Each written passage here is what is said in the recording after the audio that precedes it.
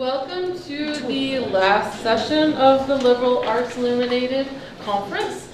Thanks, all of you who decided to attend this session. We got a good crowd, and I'm looking forward to a good discussion. I'm the moderator, Emily Esch, and I am a teacher here at St. Ben's and St. John's, and also involved with the general education reform movement we have going on here. And so I've been looking forward to this the whole conference. So I hope we have a good discussion. So Deborah Humphreys is going to talk today about liberal arts curricular models. She attended Williams College for her BA and then got her PhD at Rutgers University. She then went to work after teaching at a few larger public universities. She went straight to work, right? American Association of National Women's Studies Association first. But okay, and then to AACU. You've been at AACU for a while. And she is currently the Senior Vice President of Academic Planning and Public Engagement. And one other thing I wanted to mention. Unlike the sessions yesterday, we're going to go straight into audience questions after the presentation. Yeah. So we'll do discussion all the way through. So thank you all so much for coming. I was sure that everyone was going to go to the economic model one or the media one, so I'm glad you're all here. So as Emily said, I've been at AACNU for a long time, and I do a lot of work on our sort of external media relations and public communications and things like that. But I started out in graduate school teaching in general education courses, and the very first thing that I did at AACNU was a faculty and curriculum development project around the issue of diversifying the curriculum, and particularly diversifying general education. So in many ways, that issue and the issue of how we design our curricula in a way that is intentional and clear and actually gets to the outcomes that we claim has been at the heart of my work all the way along my career. So let me just say a couple things about how this session, as I see it, sort of builds on a lot of the other things that we've been talking about all through this conference. As I mentioned yesterday afternoon, I do see, because I get to work with lots of great innovators on college campuses all around the country, at all different kinds of colleges, that we are actually doing a lot of innovating. And we're not just innovating on the business model side of things or on the admissions enrollment management side of things. There's an enormous amount of innovation happening in the teaching and learning space and in the curricular design space. And AACNU has been paying attention to all of that innovation and trying to sort of make sense of it and reconfigure it and sort of mirror it back to all of our members. Some of you may know we are a pretty big tent organization at AACNU. We have about 1,350 different colleges and universities that are members, and they run the gamut from small liberal arts colleges to big research universities to big open access state comprehensives and community colleges and kind of everything in between. And I will say that there is innovation happening in all of those places. And I will echo something that someone said yesterday about encouraging us all to open ourselves to learning from institutions even if they're not like yours, because you really may find things that you didn't expect to find that really can be adapted to your situation. And the other thing that I want to talk about a little bit is we've also been talking throughout the conference about how we do our work and what our vision is in the context of this larger set of external pressures that we're facing. And I think that I am going to frame our discussion about curricular design with that in mind as well, because I think we tend to think about these external pressures as being about our business models and how we're going to, but in fact the external world should be and is influencing how we think about how we're educating students, since of course we're preparing students to work and to be successful and to be citizens and to be responsible people and to be fulfilled in that world. So I'll bring some of that in as well. And I also am going to begin in effect exactly where Rebecca was last night, thinking about as we redesign our curricula, we do need a kind of framework in which to do it. And so I'm going to talk a little bit about that. So some of you may be familiar with this initiative that ASCNU has been doing for about 10 years called Liberal Education in America's Promise. There are a lot of different components of this initiative. There's an advocacy part of it that I head, and then there's a big campus action and curricular design element to it. And that's mostly what I'm going to draw on for this workshop. But what I want to say about LEAP is that when we launched it, now about 10 years ago, even back then we were very aware that we were not going to be serving our students well unless we really were paying attention to the broader environment in which our institutions were set as well as the broader environment in which our students were going to be working and living. And so unlike lots of previous projects that ASCNU had done, which were very inward focused, kind of let's go to the campus, let's figure out how we can make our curriculum work better, talking to ourselves, we really did from the beginning envision this project as having kind of the windows open to the world and really trying to listen hard to business leaders, to civic leaders, to policymakers, to really students, to parents. So we did a lot of research about all of that. But I also want to say that we've always tried to keep the educator perspective and the educational research perspective at the core and at the center. And one of the first things that we did in the initiative was, even before we started it, we did forums all around the country, first with our own members. And we went out and we looked at how you were describing what your goals were. So we've heard several times over the last few days, liberal arts is excellent at critical thinking.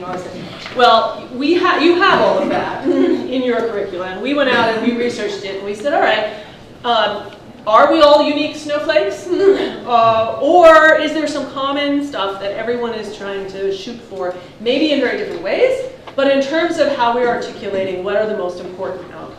So we did a lot of research with our own members. And then we had forums all around the country where we brought in community members. We brought in students, prospective students, parents, business leaders. And we did not start from the question of liberal education, because we already knew that that term is very misunderstood. And I'd have a whole other workshop on that. So we didn't start there. Instead, we started from, okay, the world is changing. What is most important for us to teach students? What does an college-educated person need to know and be able to do? What is, as we say here, essential? And the interesting thing that we discovered through that process is there is a lot more consensus, both across all institutions of higher education and with the general public. You saw it in the previous session in terms of what business leaders want. The language isn't always identical, but the outcomes are roughly the same. And what we tried to do out of extracting out of all of that research is come up with a kind of framework. It's not a blueprint. It's not like, here, you have to do this. It is a reflection back to the community, what we're hearing from you and from the broader society about what's essential in college education. In your handouts, you have the full list of what we have come to call the essential learning outcomes. We've had, over the 10 years that we've done this project, we released the outcomes in 2007, so not quite 10 years. Lots of campuses have used these outcomes, not again as a blueprint, but as a starting point for conversation. To say, okay, this is a broader picture of what's going on out there. Where do we fit in all of this? Is there something missing? How would we frame our essential outcomes?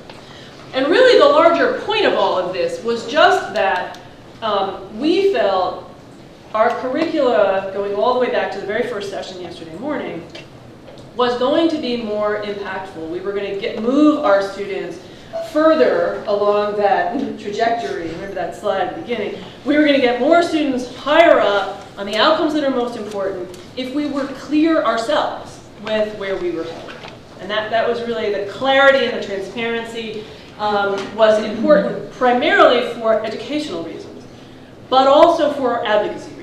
Right? We just felt like we were not going to get anywhere by saying, really, liberal arts education, it's great, it's going to make you whole people. Or we really had to be more specific about what it was really going to do for students in terms of what they know and can do.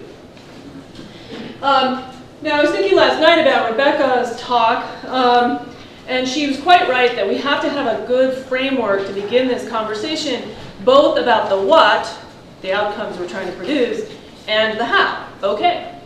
we know every single student, no matter what they major in, needs good quantitative reasoning skills and should be good, have very high level of ethical reasoning capacity and be able to communicate well. All right, how do we do it? What are the teaching and learning practices? What are the curricular designs that will actually get us there? So over the course of the last 8 years or so, we've tried to gather research about the practices that you all are implementing. And one of the things we noticed right away when we looked at the landscape is kind of in your own little pockets, there were multiple innovation movements out there. There was a service learning movement, and there was an undergraduate research movement, and there was a capstone movement, and there was first-year seminars, and all these things were happening, often not connected, right? Often in your own little worlds, you were doing this incredible work, and we thought, all right, well, wait a minute. Is there something bigger going on here? What is common across these? And also, what's the research behind all of this? And so one of the things that ASCNU has tried to do is we said, all right, of all the things that are out there, which ones is there a really solid research base behind? So that was how we initially established this list of high impact practices. And you have more details on that in your handouts. And first thing I'll say is that there are lots of other high impact practices beyond those on this list. But what we tried to do is say, all right, these are the ones where you could find a really robust set of research studies behind them. There's more research coming on board on things that aren't yet on this list, but probably should be, including things like electronic portfolios. There's lots of other things that could go on the list. And we really, again, drew this from, you're probably all doing either all of these things or at least some of these things, and you're all probably doing them in interesting and different ways. So again, this was kind of, okay, what is the field telling us and what is educational research telling us about what works? So we published a whole bunch of studies on this. If you're in an environment where you need to sort of convince people of this, especially educators, these are the sort of summaries of why these things work, what the research tells us about them. There's more research on some of them than others. We also have done some things about, okay, what does this mean for the bottom line in terms of, are they more expensive, less expensive? How do you make them cost effective? That's our 2013 study.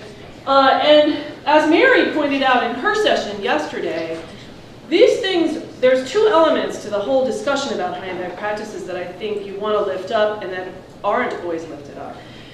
And one is an equity question. We all have these, but the question is who's taking advantage of them? If they really are the kinds of things that work best, why isn't everyone doing them? How do we make that happen? So that scaling question is a big one, and not an easy one. So we did publish some research about, the interesting thing is these clearly work. Mary is right that the NESI data suggests they work even better for students of color and students who come into higher education with lower SAT scores and lower GPAs. The slope of impact on grade point average, retention, graduation is even higher. They work for everyone, but they work even better for those students. But then when you actually look at who's taking advantage of them, who's in them, it's the opposite, basically. And that's not surprising, and it's not an indictment, right? We often create these things, and we do the build it and they will come model. And the ones who come are the more privileged students who have more time, who know that they should raise their hand and say, yeah, I'll try that. And often first-generation students, students of color, students who are working a lot, one, they either don't have time or they don't know enough to know that these things are things for them and or that they really will help them succeed in college. So there's a whole, I think, innovation in advising track that we all have to sort of think about. Even if we design the most perfect programs, if our advisors don't understand them, if our advisors are not helping students see themselves in those programs, then we have a problem. The other thing that I want to say is about high impact practices. When we first released the reports on it, we were a little surprised that a lot of people just took them and said, oh, gosh, we have all these things, like presidents especially, right? We have all these things on this list, we're good. Without sort of thinking about, well, wait a minute, they only are high quality, like anything, right? If they're done well. And there are elements that make them work. So we've, over the last few years, tried to really diminish the list of what they are and raise up this is why they work, because they require this kind of behavior on the part of students and faculty. And really what that means, that's actually, I think, good news, because it means you don't have to have an elaborate study abroad program or this or that. You just need to design your curriculum to be sure it's doing this. And this can be done in an individual, very traditional classroom. It can be done in a more experiential environment. But it's these things that are the most important. So let me pause here for a moment because I want to get a good sense of and get you sharing some of what you're doing, since I'm quite sure that you're doing a lot of these things that I just talked about. First, to give me a sense of who's in the room, how many of you had as your principal responsibility faculty and teaching? Almost everybody. Okay. Academic administrators? Student affairs? Business administrators? Okay. Admissions? Okay, so mostly faculty. So let me just ask for you, let me go back to the list here. For how many of you, I mean, I'm sure you're all doing a lot of these, but if you had to look at this list and think about some of the most innovative things you're working on right now or implementing right now, what are some things that you think are high impact, whether they're on this list or not? Why do you think they're high impact, and what do you think are the ones that have the most promise for your students? Tell me a little bit about what you're most excited about working on in terms of things you think are high impact. Yeah? We're working right now, we're doing a pilot program with a second-year learning experience. Okay. That will, we don't have the resources to have true traditional kind of learning communities just with the paired courses and Right. small size. So we're doing 1 credit breakout sessions from those, and so it's parent and ethics and the multicultural diversity requirements. And then we'll have 1 credit that is an unplanned research experience.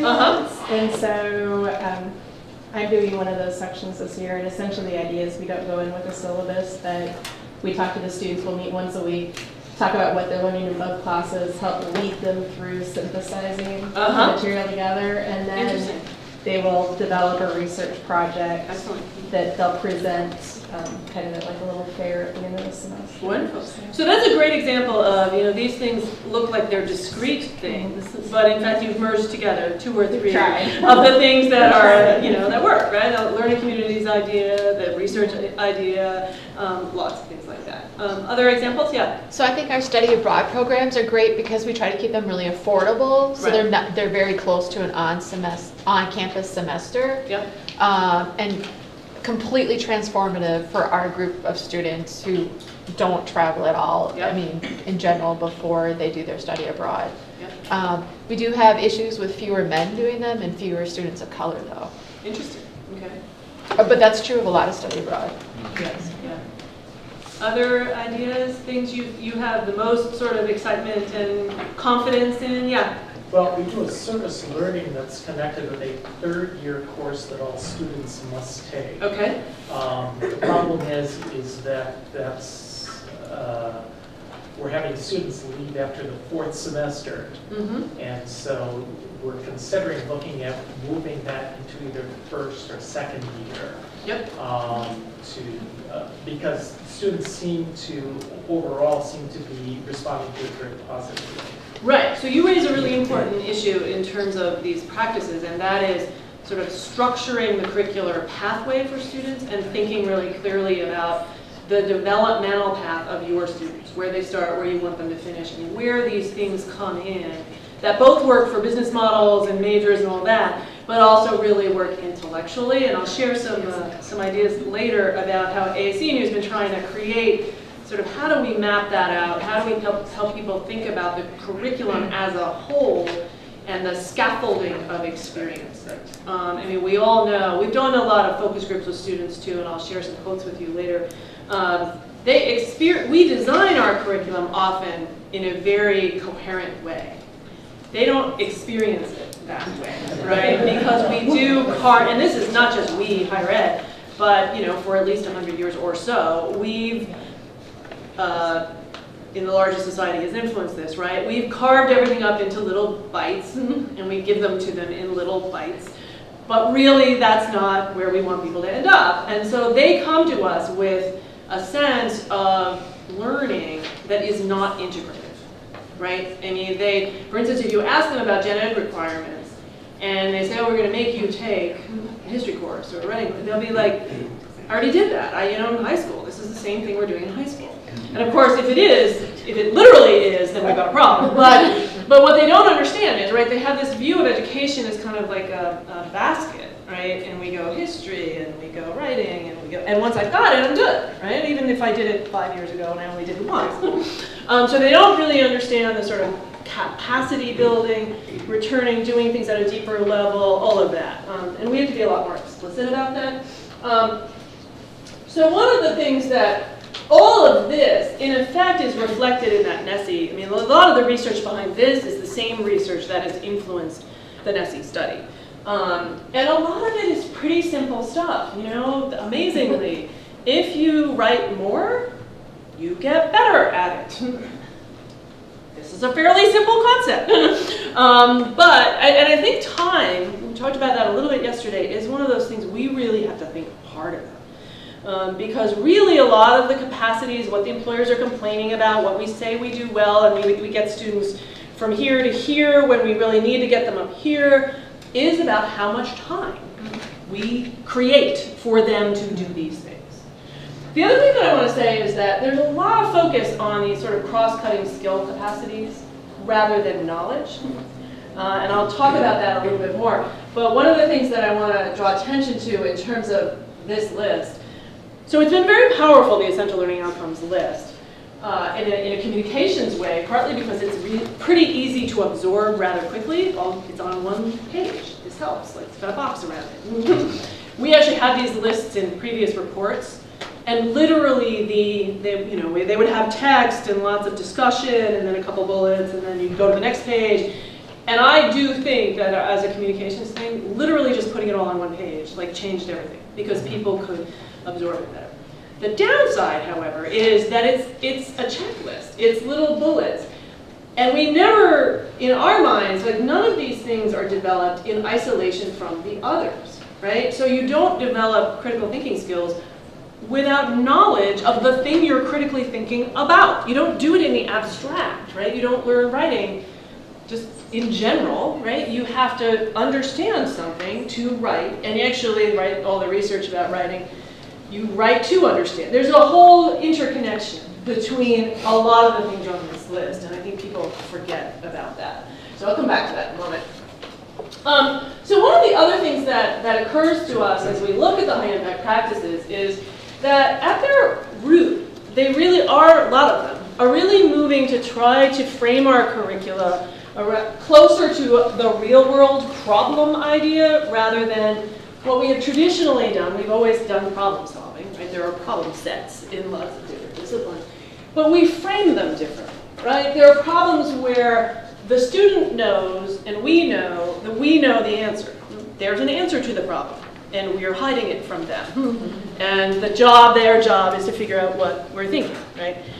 When in fact, right, that's not how the real world works, right? The problems of the real world and what a good liberal education should do is help people figure out what the problems are, frame the problems, ask good questions, solve problems where there isn't a clear answer.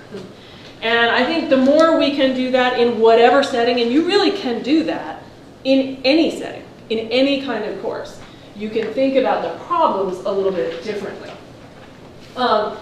And you know, there's overlap. We're fostering communication problem solving skills on both sides, but there is a different way, and I think in terms of, again, we're getting people here, if we want to get them here, the more we do this, the better off we'll be. Also, built into your model is this bottom idea that the problem isn't something that I'm handing to you. Here, this is what's important in the world, you should be working on this. Or this is the problem that sociologists really care about. Instead, it's starting with, what are the questions you have about the world? What are things that you care about in your community? What are you thinking about? Because I can guarantee when you start having those conversations, problems will be put on the table that disciplinary perspectives can help solve. Can you challenge that just for a second? Sure. We hear this term, real world problems, all the time. I'm sorry, but when I go to teach my classes, I am in the real world. Yes. I'm not pretending. Absolutely. And I I teach mathematics, and sometimes in the math context, there actually is one right answer. 2 plus 2 Absolutely. always does equal 4. That is right. And so what I'm saying is, there isn't such a big dichotomy here. That in fact, that there's bleed Between the Absolutely. two. And all I'm saying, I know I don't particularly like real world problems. I'd love better like what I should put up there. But maybe my former president used to call them unstructured problems. Unscripted problems, I guess. I would be fine with outside world problems as well. Yeah, just something, yeah. Real world, I know. I completely agree. Because we're part of the real world, exactly. But Yes. there's a difference, because in math and physics, our students get exactly the amount of information they need to solve the problem, not more, not less, and that's not the How the way real things world really works. are. Yeah, that's right. That's right. I think there is, but you're right. There's bleed over, and all I'm saying is the way we frame problems speaks to the things they care about, and reflect the messiness. If we can do problems that are as messy as they will face in the real world. So one of the things we did recently was, a while ago actually, we did lots of focus groups with business leaders. And we did one in Northern Virginia, hiring lots of engineers. And basically what they said was, the math stuff, the basic skills, the engineering skills, you're doing great on. They're great at that. But they said they had a lot of things about communications and sort of emotional skills. But they also, the more important point was, they said, the problem is they're really good at solving problems if the problems look exactly like they did in the textbook. And if they don't, which is basically all our problems, they have a really hard time. So it's really this broader thing that I think someone mentioned yesterday, this is really hard. And the hardest thing we can do is teach someone something and help them transfer it to the new setting, right? We all know this. We can get them to learn how to write in the little space that we've created. I did write at the beginning. And then when they go to a new setting and have to write with a different audience, with a different set of rules, a different discipline, what happens is actually they don't jump from here to here. They're in a new setting, they actually revert back. So skill development doesn't happen like this, right? You get better in a certain setting, you go to the new setting, you're not really sure how to make that leap, so you actually revert back. And so I think this is just, we have to build this into our curriculum, but we also have to recognize how challenging it is, right? It's really hard. But what I would say about in math class, you get just exactly how much information. I don't know about everybody else's math classes, and I certainly don't know about physics classes, but in my math classes, sometimes I give them not quite enough information. Sometimes I give them too much information, so the problem can't be solved. Exactly. So it's not the case that in the math class you always get exactly the information you need. Right. But that implies you're doing some of that. You are doing Yes, exactly what yes, I'm yes, suggesting. yes. Absolutely, absolutely. And all I'm saying is the more we do that, I think the better off we will be. Absolutely. So I want to just give a little bit, just a flavor of some external issues that are driving this. So in addition to we should do these things because educational research shows that they get students further along a pathway of outcomes we care about. The good news is that the larger economy is actually rewarding people who can do exactly what we were just talking about. And we know that not only from talking to employers, like we talked about yesterday and this morning, but there's a much larger sort of economic context going on here. And I've worked a little bit with this man who's the head of education workforce development at the LA Chamber of Commerce. Really, really smart guy. And when he works with colleges and universities and thinks about what's happening in colleges and universities, he thinks this issue of the knowledge explosion and the pace of change is the most important thing for us to think about. And if you think about the big, broad arc of our history, there was a time where knowledge was scarce, right? And the people who held the knowledge were like the monks. We had the knowledge, and education was all about you came to us and we gave it to you because you couldn't get it anywhere else. We had it, and we were transferring it to you. We are obviously, and haven't been for a long time, in that situation anymore. Knowledge or facts, information, is everywhere. It's out there. And it's being produced and changed and created at a much faster pace than ever before. And so that's what is putting the premium on what we do, curiously enough. It's not putting us out of business, or it will if all we're doing is transferring knowledge. It absolutely will.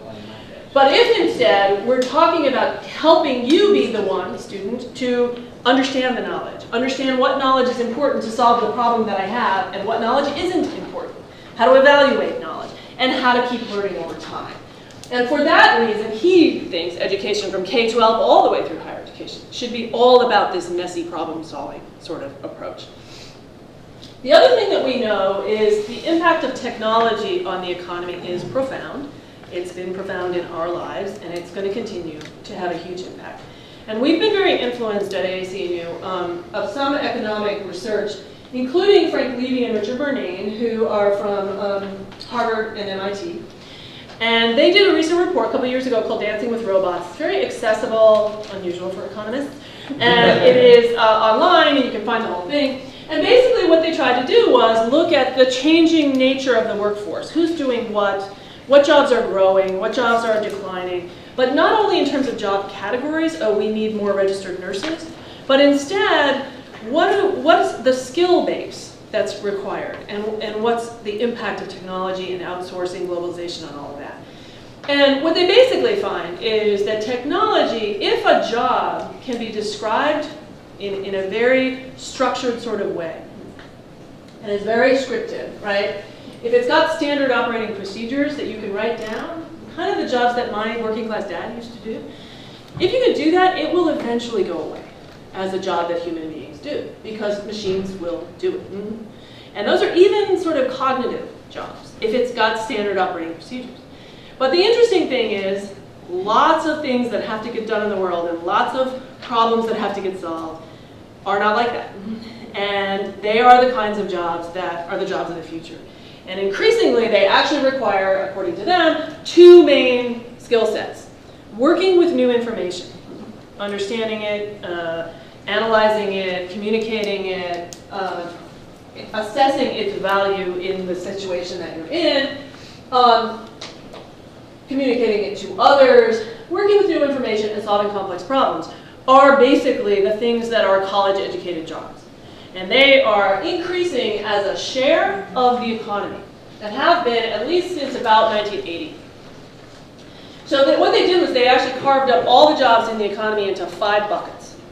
Those that primarily require working with new information, those that require solving unstructured problems, those that, like my dad used to do, are basically routine manual tasks, those that are non-routine manual tasks, and I'll say a little bit about those in a minute, and then routine cognitive tasks. That's basically, my mother was a secretary, that's basically what she did, right? And they basically started in 1960 and created a sort of scale, and then just looked at growth. So this is not numbers, this is growth rates for these jobs. And you will see there's a pattern here. From about 1980 to 2009, the ones that are growing much faster are those that are working with new information and solving unstructured problems. Others are declining. Now, they're not disappearing completely. There are still manual jobs in the economy. There are still non-routine manual ones. In fact, these are sort of stabilizing a little bit. Those are, think the woman who's cleaning the hotel room that somebody just checked out of, right? That's a non-routine manual task. It's not likely to be done by a machine anytime soon. It's going to be done by a human being. But it's just not growing as a share of the others. This is a different set of economists basically crunching the same numbers, the same data sets, which basically come from the Bureau of Labor Statistics. And they sort of divided everybody into 4 categories: knowledge workers, routine cognitive, routine manual, and non-routine manual. So they kind of merged together, the ones at the top that we had before. And this is actually numbers. So this isn't just job rates. This is literally the numbers of jobs from 85 to, I think, 15. And you will see there are just tons more of those jobs. This is really the answer to why do people need more college. The public gets this. That's why they're coming to our institutions. But it also, to me, has huge implications for our curriculum. Those are the things that our curriculum has to do for people, or the value of our degree really won't be there. The truth is, it is still there. Otherwise, you wouldn't have the college premium, which has continued to hold on pretty steady and be dramatically significant, even as more people have gone to college, right? And even this art history major knows sort of supply and demand and how that's supposed to work. So we continue to be very, very valuable. The other thing that is interesting to look at, this is just a quote from an article in the New York Times about some research. You actually have the chart in your handout. Other economic research, again, about which jobs are growing and which ones aren't. And they divided it a little differently. They looked at jobs that require social skills, right? The ability to work with other people. and jobs that require high levels of quantitative reasoning skills, math skills. And what you actually find is the ones that are growing and get paid a lot are the ones that do both those things. So to the extent that you are building both those skills together, those jobs are growing really, really fast. But a bunch of jobs are growing really fast that require the social skills and not the math skills. And if they don't require either one, they're declining. They're just declining. So all the really good jobs, which of course are the things that our students, when they say, why are you going to college? To get a job. Well, what they really mean is, actually, I think what they really mean is we want a job that's fulfilling, we want a job that pays well, we want a job that suits us, that's, you know, so there's a lot more behind that. I'm going to college to get a job.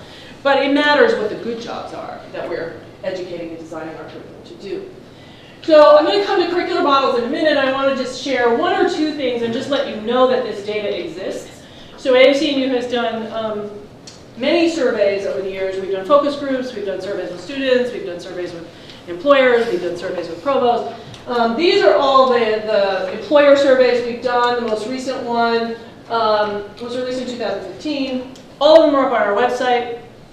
I think all these slides are going to be posted too. You don't have to write all this down. So all these slides are going to be up there. So this is all the findings from our employer surveys. This is the most recent one. I'm just going to give you one or two data points. So we've asked this question a number of times. Again, as we think about what we're preparing students for, it's not just to get a job, right? But it is to be in a position to be successful at your job and to be promoted over time. And so when we asked employers, we said, well, what's more important? Not for the first job, but to position someone to be promoted and to have long-term career success. What's more important? The narrow skill set, technical skills you need in the job, the breadth of knowledge and skills that cut across responsibilities, or both? And really, the answer is both. It's a both-and picture. Employers want more, more, more, more, more. There is definitely a conversation to be had about how realistic they are about what 4 years of college education could possibly do. Serious conversation.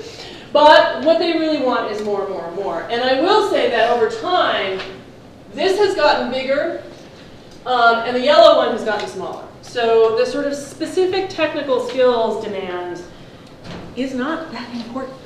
It's just not that important. I was on a panel about a month or so ago with someone from a big tech company called Salesforce.com, and it was at a liberal arts college, and he was saying, you know, of course I need people with technical skills, but the software we use is exactly 18 months old. So I don't expect you to be teaching it to them. It doesn't, you really can't be teaching them the specific skills. But I need to hire someone who can keep learning the new things and actually can be the person who invents the new software. So that sort of, the more specific, the more narrow you go, I think the more dangerous you're being. Where's that chart from? This one? This is our chart. So this is from the report Falling Short. This one. And they're all up on our website. This just is another sort of way to depict something that we heard about this morning. You know, and this is really consistent. If you just talk to employers and say what's most important, which outcomes are priorities, which are most important, and which ones are you struggling to get the most, the lists are almost always the same. It's always communication, it's always teamwork, it's always writing, critical thinking, but also you'll see ethical judgment and decision making. A place like this, that really matters. That's actually a selling point, not only because it matters in the world, but because it matters in the workplace as well. So these are the percentage of employers who rate on a scale of 0 to 10 how important these things are, and these are the ones that are at the top of the list. We also, in our most recent survey, also surveyed students who were near the end of their graduation point, and we asked a lot of the same questions. And the interesting thing is they get this totally. They had the same, we had put the same list in front of them, and we said, what do you think is most important for success in the workplace? And their top list was exactly the same as the employers. So it's not that students don't know this, they know this. But actually when you do focus groups with them and you talk to them about how they're developing these skills, that's where they're like, I don't know, I'm taking all these courses and I'm majoring in this. But I know this is the thing that I need to be able to do. They're not able to connect the dots because we're not helping them enough to do that. The other thing, so with the high impact, yes, sir. So this is the second time we have seen this chart was similar this morning. Yes? What was interesting about Mr. Bayer's presentation is the gap he demonstrated Yeah. between the self-assessment of students and the assessment of employers. Can you explain the gap? Yes. So I was interested that he used that chart. I actually didn't use that one this time, though I could have. So my reading of the gap, that was the thing that got all of the media coverage, not surprisingly. I think there's a couple things about that. I don't think that the employers are right and the students are wrong necessarily. I think the reality is probably somewhere in between. But if you think about who they were and the position they were in when I asked the question, right? So you asked employers what's most important, and the question was, how well are recent college graduates whom you are hiring or interviewing, how well are they doing on these outcomes? That's what those dark bars were. You know, they want more.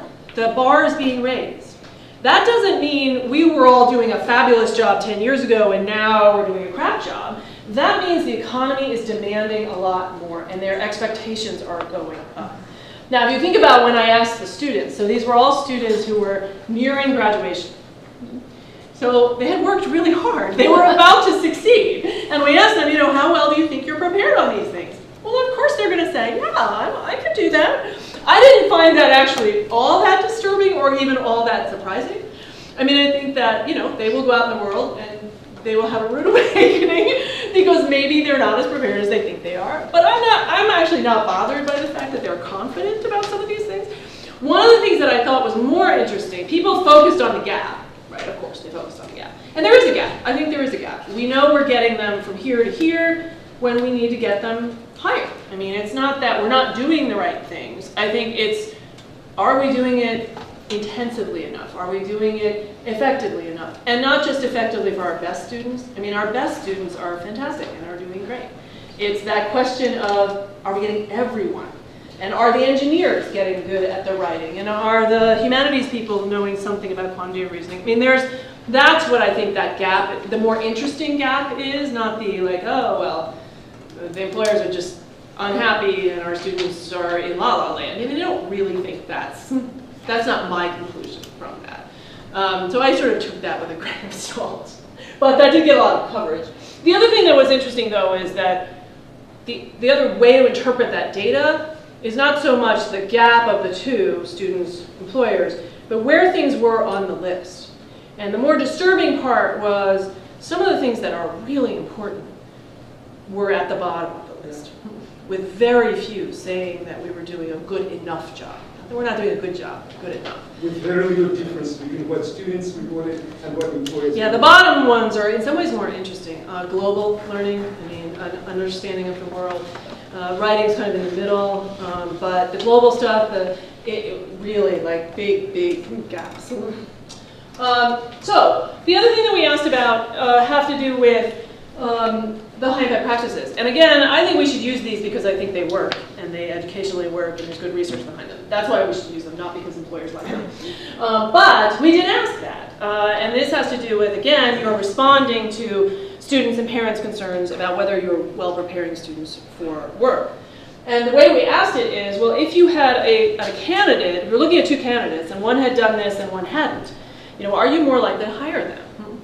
And what I think is interesting here, this kind of question, those of you who are social scientists know that the way you ask questions matter. And so this kind of question is pretty easy to say yes to. It's pretty easy to generate the sort of somewhat and much more numbers, these larger ones. But what you want to look at here is anything that kind of jumps out, right, as different. And here, the top two kind of jump out. The dark bar is much more likely. So internships, clearly. And I think mostly that's just because they have a good sense that, oh, if they've done one of those, they at least know how business works or how being a worker works. They will have some professional skills. But the second one I think is very interesting. 40% are more likely to hire students if they've done a senior project that gets them to put the pieces together and to solve unstructured problems. And I think that a lot of liberal arts colleges do that. Actually, we used to make everyone do it. We pulled back from that. And I think maybe we want to think about that again. Writing the same thing, research, service learning, field projects with diversity, study abroad. But the big ones at the top, I think, are the internship and the senior project. But I actually think, to go back to that, I think the point from earlier about what was at the bottom is also interesting here, because as Yeah, you said, the you're right. question is framed to say yes to it, Yep. and yet things that we think are so important, like, just like Yep. global diversity that was there and diversity is here, Yep. we may be, from a citizenship perspective, ahead of the business community on thinking about the impact this has on Right. the society in which we live. That's one interpretation. Another interpretation, because we were very surprised by the study abroad thing, and we've asked the question a number of times, and it often ends up at the bottom of the list. I mean, obviously, the majority consider it positive, but only a slight majority, and not, much more is only 13%. So I've actually talked to employers directly about this one, and I said, so what's up with that? And interestingly, what they say is they have in their minds a vision of study abroad that is not our most robust vision, right? They have a vision. In fact, this person, who was a high-level executive of a company in Ohio, said when she's looking at someone, it's more a net negative than a net positive. If someone puts at the bottom of their resume, oh, I spent a semester in Spain, and that's all they put. Because they read that, oh, they took a vacation in Spain, and they hung out with a bunch of other American students and, drank in fun bars and had a good time. So they don't see the really robust version of that is our aspiration.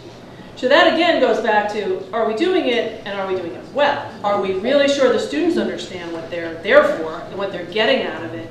And are they able to talk about it? Right. They don't, and I think career services people don't just write at the bottom, send a semester in Spain. Right. Say, did this business project in Spain, or fluent in Spanish, and you have to be a lot more specific about what you learned in the experience. Yeah, Yeah, I question just back. wanted to emphasize the last point that you were making, because that I think is also contributing to the perception gap.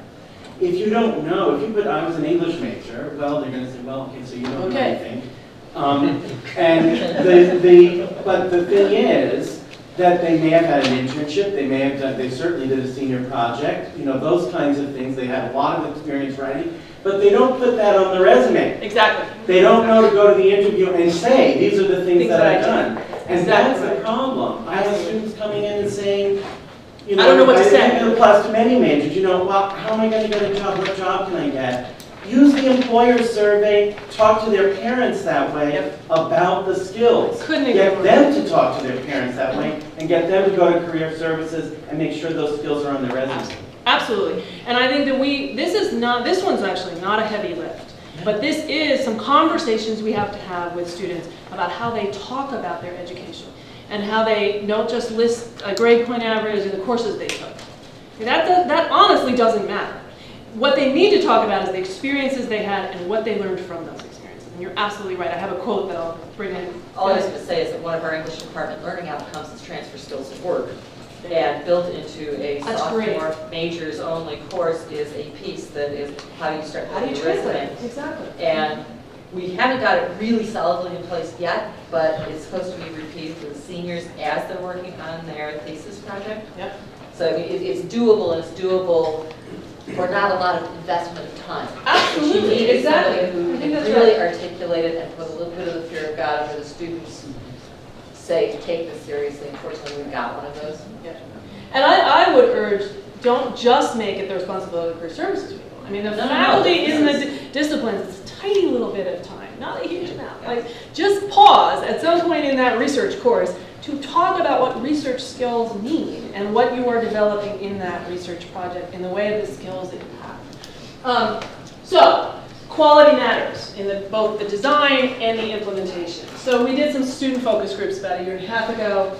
This is a good example of some of what we heard. Obviously not everything is like this. But, these are required courses. We're always debating about foreign language. We all believe it matters to learn another language. It has a huge impact on your ability to have intercultural, there's all kinds of good things. But for this student, the students were not there because they wanted to be there. It was 100 people. They weren't learning anything in this course because the pedagogy clearly was not there. And we know that on any one of our campuses, our quality is not evenly distributed This one I found even more troubling. So everybody, we also think if you're a humanities person, you should do some science. You should be scientifically literate. As a citizen, that matters more than ever today, right?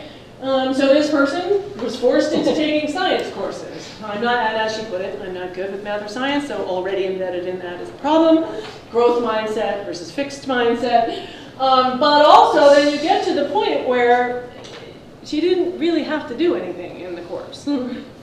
She barely had to show up for the course. And if that's the case, forget about residential, like why would they come, right, if this is what we're offering? And I'm not suggesting that anyone in this room has courses like this. This was a public four-year college student in Dallas. So going back to your point, we actually had a whole discussion where the focus group facilitator was trying to get them to articulate what you were talking about. And it was like pulling teeth, you know, they couldn't. And then at some point, one student said, oh, you know, I did do that community-based project in my service learning course. That was kind of cool. Is that kind of what you mean? And then they, you know, talked a little bit about it. And she said, yeah, well, so what did you learn in that? And there was a whole conversation about it. And then she said this, but I don't think you can put that on a resume, right? And then everyone around the table said, oh, no, you're not supposed to do that. And I am, of course, the horrified person behind, I'm not allowed to say anything because I'm behind the mirrored glass, you know, jumping up and down like, what? Who told them that? So somebody is telling them the exact opposite. And I've confirmed this with HR people and with employers people. Put them on the resumes. Okay, so design. What does all this mean for how we design? Well, there's a lot of implications we've already talked about, not only about how we design, problem-based learning, inquiry, a lot of other things, but also how we talk about what we've designed, right, and how we help students understand the design. And I worked with lots of campuses that have done beautiful design work. St. Ben's is in the middle of design, you know, lots of models, gorgeous, and then we implement, and then even just a year or two later, you go and you talk to people and they weren't part of that process, so they don't really know how beautifully the whole thing was designed. They don't get it. So the communications part is important, and it's unfortunately you have to kind of do it over and over and over again. So in light of all of this research and all of the work that we've done and all that we've watched our members do, we developed a project called General Education Maps and Markers. And we tried to, in the vein of what Rebecca was urging us to do, to create a kind of set of frameworks and principles that you could then look at and say, all right, yeah, how are we doing on this, this, this, and this? And these were the principles we came up with. They're listed and described in your handouts a little more specifically. Obviously, your Gen Ed program should be advancing the proficiencies that you identify as essential. However, I think one other thing we want to caution is none of the things on that essential learning outcomes list can really be developed at the levels that we need only in Gen Ed. And I think none of the things really can we get to high level of capacity, moving from sort of novice to expert in one course. Right? And unfortunately, we have piled things into the curriculum. We have raised the expectations of what we are doing. But we haven't expanded the curriculum, really, right? So that is a huge problem. It's a huge problem. And part of it can be fixed by more creative ways of doing these things, not splitting them into so many tiny pieces and saying 3 credits over here and 3 credits over there. But some of it is, I think, actually helping people be realistic about, including employers, about what is realistic for a typical college student to learn. One thing we also have felt has been very lacking in how we design or even think about the curriculum is how do we design a curriculum and then help students make their way through it with more of their own agency and self-direction? How do we build into it the fact that they are the ones who are in charge of their learning? And the more active they are in learning how to learn and taking charge of their learning. The kind of example that you gave is a good one. If you start early, asking them what they care about and having them help design their research projects, that's part of, when they're in the real world, right, they're not going to be handed a textbook. They're going to have to make it on their own. And so the more we can build in agency and self-direction, I've already talked a lot about problem-based inquiry. We think that's got to be at the core. Equity. Do we know how your students are making your way through the curriculum? Who's getting those high embed practices? Where are the choke points? and for which students. And this is an area where I do think we need a lot more data. You need to pay attention to which students are being stopped from going into STEM even though they want to go into STEM because there's this one course that they can't get through. What are we doing in that course? What are the pedagogical practices? What's happening there? And we need a lot more focus on that. And then the transparency and assessment part. And assessment for me is as much a communications tool as anything else, right? Assessment is about you understanding what's happening, them understanding what's happening, and if you're not doing assessment, you don't know how well they're doing, and they don't know how well they're doing. And until they do, I think their confidence level is not going to be where it needs to be. Could I ask a question about the Sure. agency and self-direction Yes. business though? Because this is something that I find a little bit, worrying isn't exactly right, but if one looks at society as a larger thing, Yes? one sees these days that in terms of the news that many of our citizens get, there has been a whole bunch of agency and self-direction, so a whole bunch of people only know the truths that are coming out of the Bernie Sanders camp, and others only know the truths that are coming out of the Trump camp.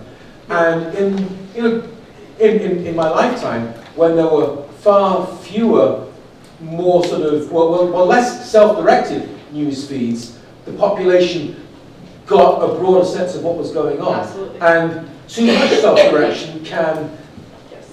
right, so how I think do that's we... right. I think that's right. I mean, I think the way that we thought about it, you're absolutely right. I think that we have to figure out how to push back against a trend in our society to live in our bubbles, right? And to be, there's self-direction in a liberal arts sense that has to do with self-reflection and evidence, Right. and evidence-based reasoning, right? Oh, Which is I'm ineffective asking you to judgment. clarify what you mean here. I'm asking, how How do we do it? How do we avoid that? The better way. Yes. Right. I think you're absolutely right.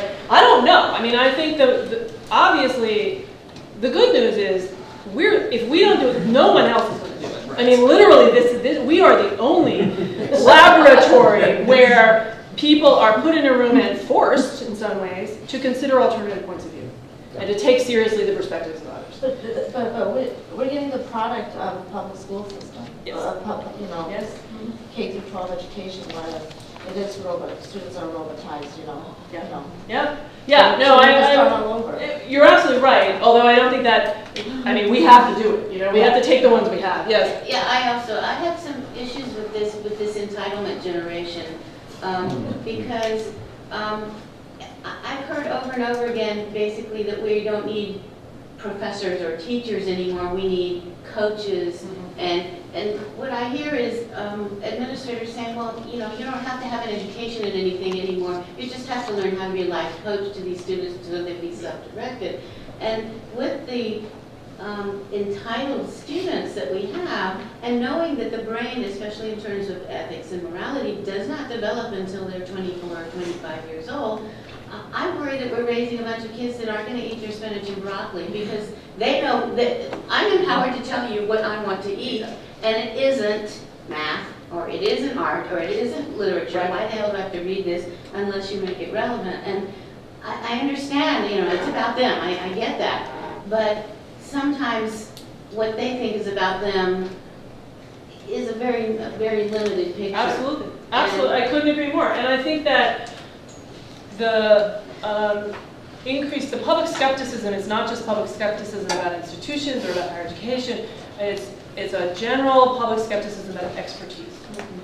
And I think the interesting thing is all that economic data suggests that expertise is more important, not less important. I'd like to see it written up there somewhere, though, because I don't see anything that says a person directing a class needs expertise in anything except for group management, having students talk together, and... Well, we would never say something like that. We don't say that. And I think that that goes back to that problem of that chart. We put knowledge first for a reason, you know, but people tend to like ignore it. And I think for two reasons. One, it does keep changing. Okay. That doesn't mean it's not important, right? In fact, it may mean that it's more important, even as it's changing. But I also think that because it's changing, when the employers think about it, right, they don't want you to solve the problem without the expertise that you need to solve the problem. but they themselves are seeing the knowledge base on which you're using change so fast, right? But I do think we have to crack how we talk about expertise and its role in the classroom better. Yeah. I just, as a more of a comment than a question, but I really think the agency and self-direction is beautifully placed here. Because It's after the proficiency. Well, Although not with the knowledge, right? It's in relationship to all those other principles. Right. And it's meant to be integrated, not That's right. separated and featured as a one thing. That's right. I think having it here is beautiful because in the integrated mindset of a curriculum, that's exactly what our youth need. They don't need it in these pieces that we tend to describe them. So I think that the idea is the principle of agency and self-direction, when it's held in an integrated context, as you're describing, is a beautiful combination. Right. I mean, I think the other thing that we're trying to get across is not so much that we should reinforce their narcissistic sense that they know everything. That's not what we're talking about. But we are talking about shifting of view often from K-12. That learning is about being passive, is about sitting and you all are going to tell me what to do and what to know, and in a very mechanical way. And really, liberal education is about getting people to really own their educational journey, and not that they're going to do it on their own, but that they're going to be responsible for what they're learning or what they're coming to know. Yeah. I really appreciate your comment about how general ed alone or one class alone can't accomplish these things. Yep. There are sort of two competing forces that are superimposed over this conversation.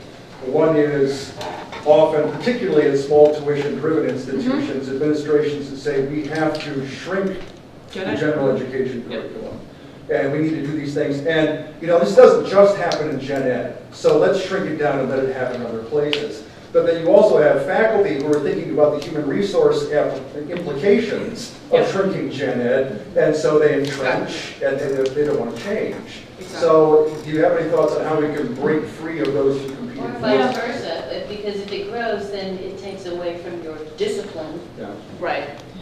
Right. So that sort of competing interests mentality, which again is humans responding to the incentives in the structure we built. Right? We built this structure in which we're somehow competing for space and seats. And I think, I don't have any magical answers to that question, except to say that I do believe that the more we drive not just the curricular design, but the whole way we organize and reward faculty work around the broader outcomes and student success, rather than you've got a major, period. Because really the employers are saying the majors don't matter that much. They really are, especially at the undergraduate level. In an earlier survey, well, actually both surveys, we asked, what is more important for success in the workplace? What was it? I gotta think of it so I get it right. So about 91% agreed with the statement that a candidate's ability to think critically, solve complex problems, and communicate clearly is more important than their undergraduate major field of study. And we all know that's like completely logical. But the truth is a lot of our messages and a lot of our structures send the opposite message, right? Where can we cite that? What's the citation? The falling short one has it in it. We've repeated it a million times. I can give you, email me and I'll give you the exact site on that.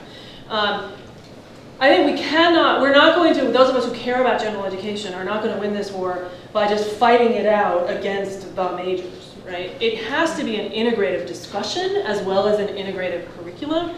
It is true, and it's a good thing, that students should be learning how to write in their majors as well as in gen ed. But it's not going to be done only there or only here, right? It has to be done as a faculty, like in the old sense of the faculty was the body, right? Not individual people, it was the faculty.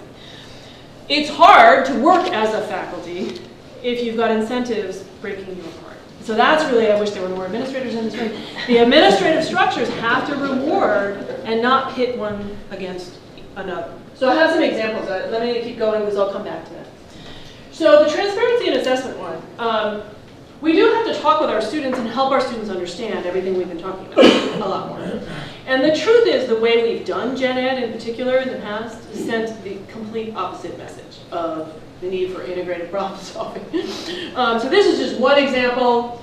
This is what Gen Ed is. So this is a 2-year institution. You know, you need to take 12 of these. Okay, like, this is what's facing a student. Like, how could they possibly take this seriously, right? I wouldn't take it seriously. Like, this is ridiculous. You need 1 credit of this, 1 credit of that. There's like nothing about what you're going to learn, or why you're doing it, or when you're doing it, or how it's going to actually set you up for success in your, I mean, there's nothing about that in this visual. So ACNU has tried to sort of say, all right, well, what is a different sort of both conceptualization of this and visualization of this? How can we talk about this better? So we've been doing LEAP for about 10 years, and we were originally going to stop. Like, it was conceived as a 10-year project, but it's sort of moving along in a good way, and a lot of people want to keep going. So we've relaunched LEAP in a way, and we're really doubling down on this question of unstructured problems and unscripted problems. And we're sort of challenging, this was mentioned by Bobby yesterday, this is a quote from our former president, which is really urging us to kind of get away from this breadth first, depth second model, which separates it. It also exacerbates the problem that was just identified. And instead to think about general education and majors and electives together as part of a coordinated, developmental, integrated pathway of learning. It's hard to do, but the first to final year idea, the truth is you don't like do your ethical reasoning thing in the first year, and then magically that's done, and now you go on over into your business major, and you're not going to think about that anymore. Of course not. But we have to, and the business major people may say, well, we have our ethics course in business, and that's fine. We don't need that other one. Or fine, you do it and we'll do it and we'll all be good. But are they making the connections all the way through? And that's something that, again, we've set up a system to make that hard to do rather than easy to do. Because you as faculty are given responsibility for your course. You're not given responsibility for what he does 4 semesters later. And we don't give you all enough space to actually even talk to each other about, well, I'm doing this and you're doing that. How do they connect? So finally, I want to just give you, before we get to actual models, I want to just give you some trends, because you were talking about sort of Gen Ed shrinking. So we've done some surveys over the years of chief academic officers of our members, and so we have some sort of big top-level trends in Gen Ed design. We did this big survey, so it had a whole set of questions about equity issues, set of questions about Gen Ed, a set of questions about assessment. So it's actually released in 3 separate reports because there just was too much data. But it's all up on our website. You can find them all there. So very quickly, what are we seeing? Well, we do now at least say what our outcomes are. That's because accreditors force us to do that, but I actually think it's an okay idea. I think it's not everything, though. Like, a lot of people are like, outcomes, we got our outcomes. Okay, I mean, that's just your first step. That's just like put down on paper what you're trying to do. That's the easy part. But we did find that 85% have a common set of intended learning outcomes for all their students. 2008 was 78%, so we're sort of moving in the right direction there. The other thing we found is that there is a lot of consistency across colleges and universities on what the outcomes are. So we mixed the knowledge areas and the skill areas, and we just asked in 2008, is this part of your common set of outcomes or not? You'll see the numbers are in the 90s for all of this stuff. It's true in 2008, true in 2015. Not a lot of shift, actually. Most of the shift is well within the margin of error, which was between about 3 and 4%. Critical thinking went up a little bit, quantitative reasoning went up a bit, math went up a bit. The only big movement, oral communication went down, but I think that's probably an artifact of it being mixed in with broader communication. Intercultural stayed the same. And then, there's more of it. These are the ones that are at the top of the list. And Why is art not applicable? Excuse me? Why is art for some reason we didn't ask it in 2008. I don't know why. We should have. We probably just merged it with humanities or something, but we pulled it out. So it's a little lower, 85%. So we make mistakes. We corrected it. We also asked about the high impact practices. And the interesting thing about that is everybody's offering them. like everybody has. The total offered are all in the 90s, except for, let's see, learning communities is at 71. Orientations to liberal education and its purpose and value, only 65%. But the things, the bars on the left are we're requiring. So we wanted to get at, all right, everybody has these programs for some, right? Everybody has an undergraduate research program, but often it's for like tiny, tiny percentage of our students. And what you find here is we're focusing in our high impact practices particularly on the transition from a successful transition from high school to college. So there's a lot of focus on the first year, which there's lots of good reasons for that. So 60% and 52% are requiring first year experiences or first year seminars. 52% are also requiring global studies. I was a little surprised at this one, diversity studies required only 34%. That actually doesn't sort of jive with other research I've done and seen, so I'm not really sure. Remember, this is a survey of provosts, so they're clicking boxes. I don't know what that means. So these are just what's required and what's not.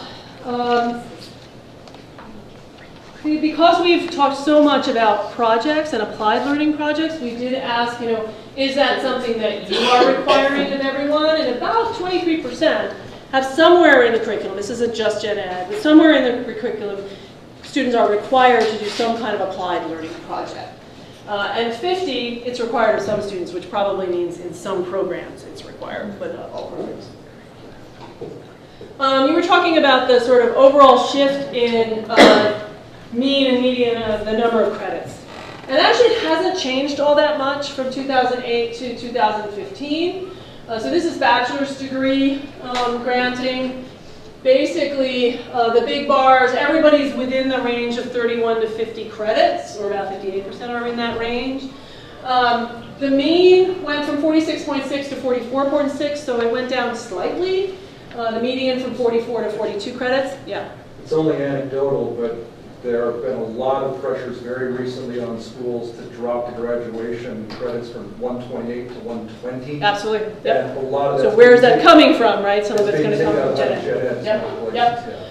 Curiously enough, though, the associates numbers went up. So this is the two-year schools. Their median number of credits went from 29 to 33. So that's interesting. And in fact, you've got 13% who have more than 50 credits, which is a lot, like a whole lot. That's probably a transfer program or something. I don't even know what that means, but that's a lot. Okay, the other thing we asked about was, okay, as you're thinking about Gen Ed, what are you placing more emphasis on or less emphasis on? And here I think you really are reflecting what I was talking about before in terms of knowledge. And this idea that Gen Ed is about just knowledge transmission. It's not. It's really about this integration question. And so about 32% are placing more emphasis on broad knowledge acquisition, but 67% are placing more emphasis on how do you integrate knowledge, skills, and applications. And 2/3 are really trying to provide more applied learning experiences, whether in Gen Ed or in majors or both. The other thing we asked about was, okay, how do you assess how well you're doing on various things? And I think people feel like we're making a lot of progress. We're much clearer about our learning outcomes than we used to be. Lots more of us are actually assessing those outcomes, so 68%. About 2/3 think their requirements are reasonably linked to the outcomes. Now, I don't know whether all of you would agree with that, but your provosts think that. Fewer, but the majority think that your curriculum is ensuring that everyone has the ability to integrate and apply.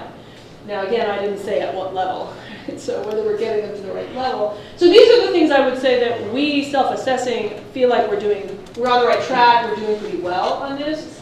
These are things where we're not doing as well, or we're assessing. So do you have a coherent sequence of courses? What I was saying before, your program looks beautiful on paper, but are students actually taking it in a coherent way? And only about 44% think they are.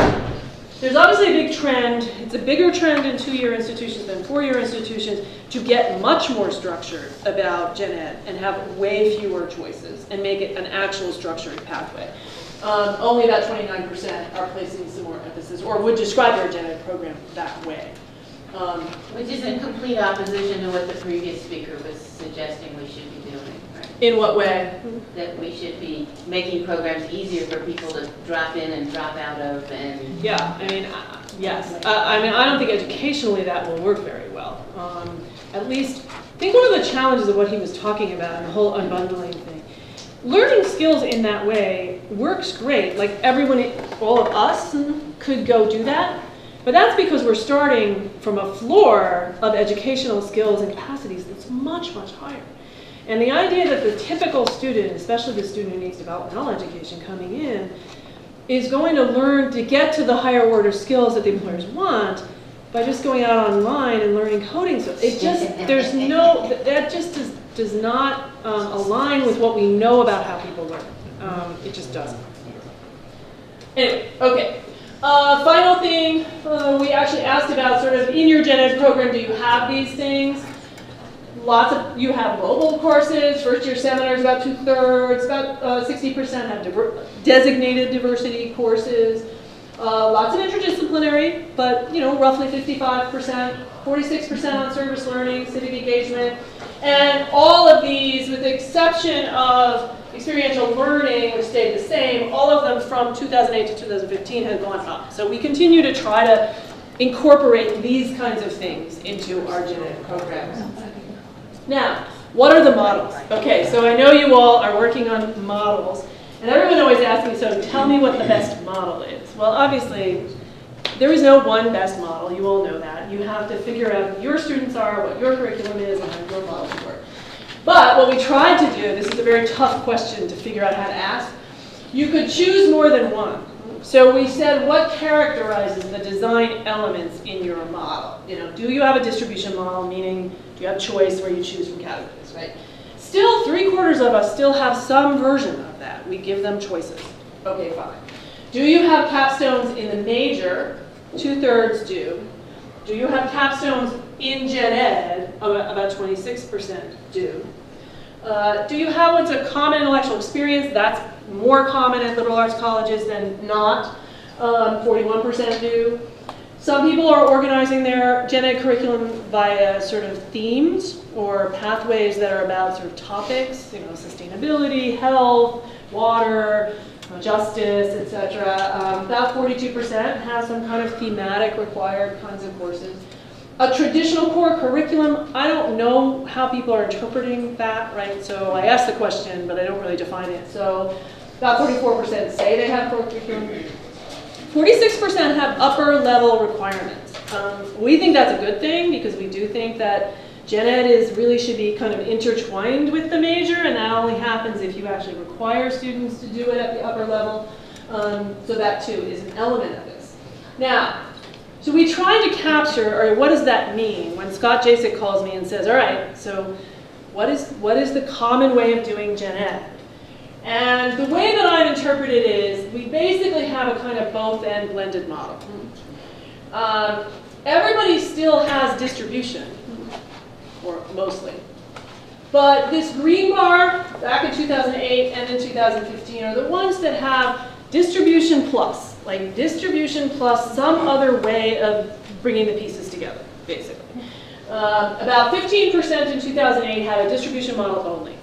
Take 2 of these, 2 of those, 2 of those, you're done. That was the version that I had.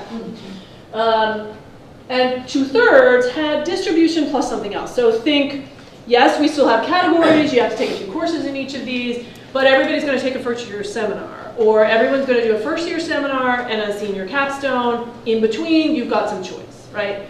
Or we have learning communities, or there's my interpretation of this is we still want to give choice, we still want to give some breadth, but we want to help people integrate and put the pieces together, and we're inventing ways to do both. And that's my conclusion there. So, one more visual that's sort of contrasting with that other one with all the tiny little words on the page.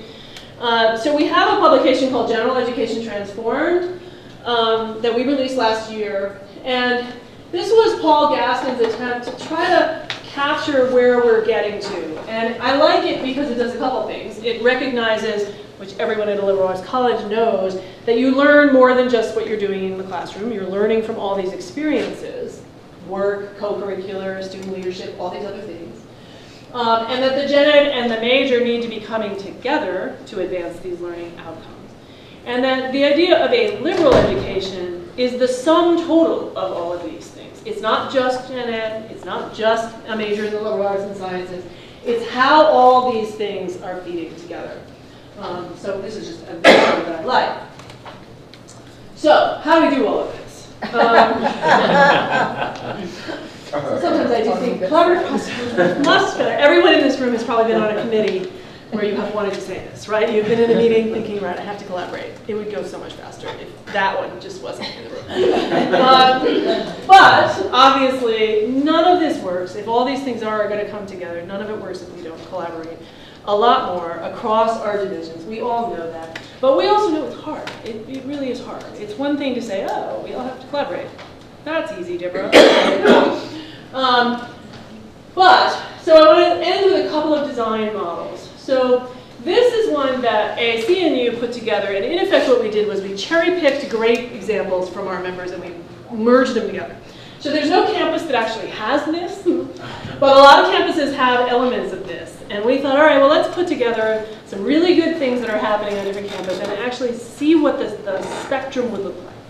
So the idea here is, again, we're doubling down on this idea of student signature work. Students having some kind of project, internship, research project, capstone, that they own, that they care about, and that the entire curriculum has helped build their capacity to do. So everything is supposed to be helping them get to the point where they can successfully do that project at the end. And the idea is that you have built-in skill courses. The red boxes are writing intensive. The dotted boxes are quantitative analysis. Some are both. There are diversity courses sprinkled throughout. And the idea behind the visual is there are moments of integration. Right? So you're taking different things. Presumably you would have choices. There would be choices for which cross-cultural class you would want to take, but everybody has to take one. But there would be moments where you would have some kind of inquiry-based experience, maybe in the middle, maybe at the end, that would help you bring the pieces together.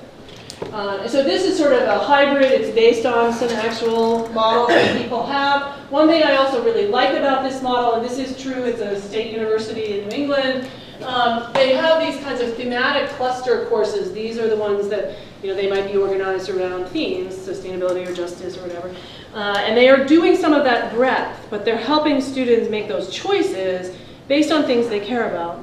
And they're organizing the experience, and they put that somewhat later in the curriculum. This is sort of, choose second or third year, not first year. Okay, some other visuals. So the University of Nevada, Las Vegas, I think, has a very interesting program. They just went through a major revision of their gen ed program, and the thing I like about this visual, so it's color-coded, right? So it has undergraduate learning outcomes that they define. They look similar, right, to the essential learning outcomes. Intellectual breadth, lifelong learning, critical thinking, communication, global multicultural, citizenship, and ethics. But they also have color-coded this so that the gray parts of this chart are the gen ed parts. The red parts are the major parts. And then there's those that kind of are gradations, right? So it means that both are responsible. And these outcomes are not only gen ed or majors, it's both. There's a milestone experience, there's an upper division gen ed majors requirement. The gray box on the right, that's the pure gen ed part of the curriculum. But I like this because it visually helps you see, from maybe a student's point of view, oh, okay, like all these things are supposed to work together. And some of it is your responsibility and some of it is your responsibility, but the outcomes are what's driving all of it. So I like this because I both like the program and I also like the visual of it. William & Mary also has a very interesting design for their program. And I like the visual here too. It's simple.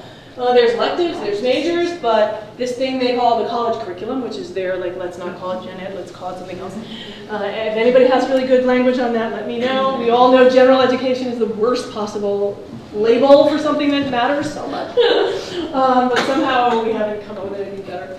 And so I like the visual, but basically they have a kind of first year experience which they divide into two different first-year courses. One is a sort of big questions of the world kind of thing. Georgia would love that.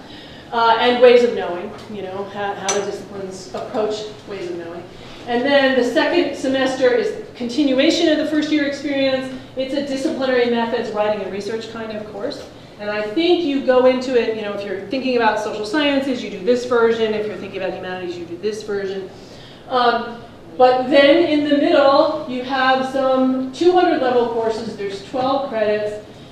They are kind of a hybrid of disciplinary categories, you know, natural world, quantitative reasoning, culture, society, and the individual, arts, letters, and values.